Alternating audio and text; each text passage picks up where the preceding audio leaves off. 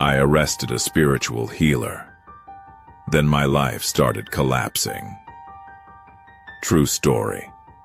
I arrested a spiritual healer, and within 48 hours, my life started collapsing. Not because I was wrong, but because something didn't want him touched. This is not just a case. This is something I barely survived. Welcome to Midnight UK Mysteries. This is a true experience. My name is Melissa Ward. I served in law enforcement in the United Kingdom. For years, I believed in one thing without question: that truth always leaves a trail, and if you follow it carefully enough, it will always lead somewhere real. But that belief didn't break overnight. It eroded, slowly, quietly, case by case, until I met him. He was known across small UK towns as a spiritual healer, a man people trusted.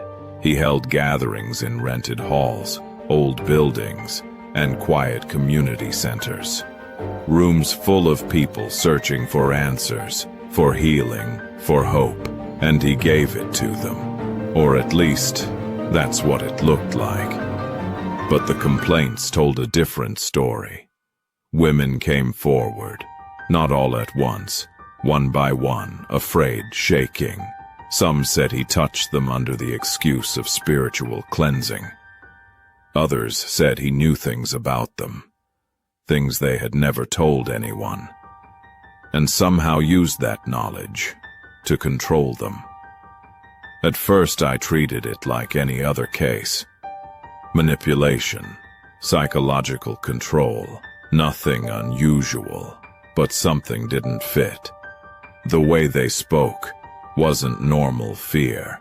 It was deeper, like they weren't just remembering the experience, they were still trapped inside it. So I opened an investigation. We gathered everything: witness statements, CCTV footage from local halls, financial records, phone data, and slowly, patterns began to appear. Not obvious ones, subtle ones. Same towns, same attendees, same silence around him. Every thread pulled back to one person. Weeks passed, sleep disappeared, days blurred, until one night, we moved in. The arrest was clean. No resistance, no panic, no fear. He didn't ask why. He didn't even react. He just looked at me, calm, still, and said, "You didn't arrest anything. You only touched what follows you now." Outside, his followers were gathered. They weren't shouting. They weren't fighting. They were chanting, low, rhythmic, almost ritual-like. Not loud enough to be noise, but heavy enough to feel wrong. At that moment, I thought it was psychological manipulation. A final trick. I was wrong. The case moved forward, but something started changing. Files didn't just go missing once, they disappeared again and again, like someone was erasing him from the system itself. Witnesses changed statements. Evidence no longer matched. Details vanished. Then came the orders. Slow the process. Recheck the evidence. Step back. None of it made sense. Within weeks, he was released on bail. That's when everything shifted. Not professionally, personally.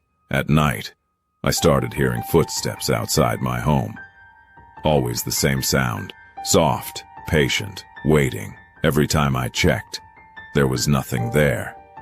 Inside my home, things felt off. Not violent, not obvious. Just wrong. Like something had entered quietly and decided to stay. One morning, my daughter's toy was found torn apart. No break-in, no explanation, just silence. Then it escalated. Shadows moved where light didn't change. Phone calls dropped mid-sentence. Case files disappeared from systems.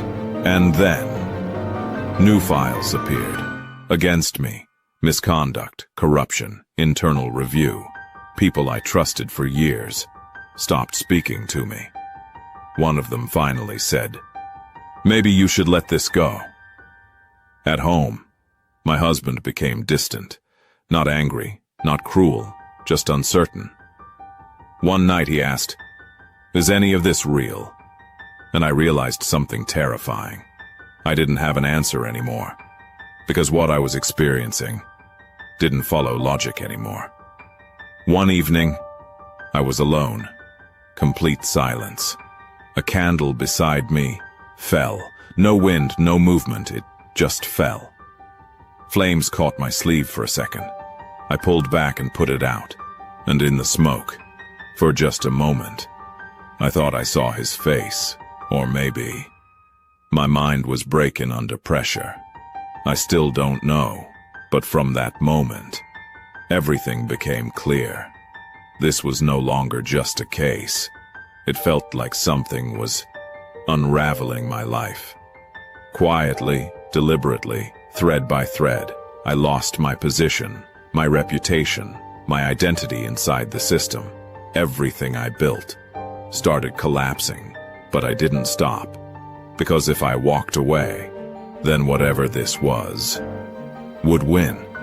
So I kept pushing, reopened files, collected fragments, even when no one stood with me. Today, I'm no longer in law enforcement, but I'm still here. And I still remember. Last I heard, he's still out there. Different name, different place, same pattern.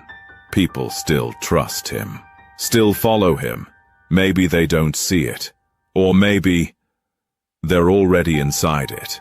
This was a true experience, and now I want to ask you something. Be honest. If everything in your life, your career, your family, your identity was destroyed for standing against something powerful, would you keep fighting? Or would you walk away before something forces you to? Subscribe to Midnight UK Mysteries for stories that don't just scare you, they stay with you. Because sometimes the truth doesn't scream, it disappears.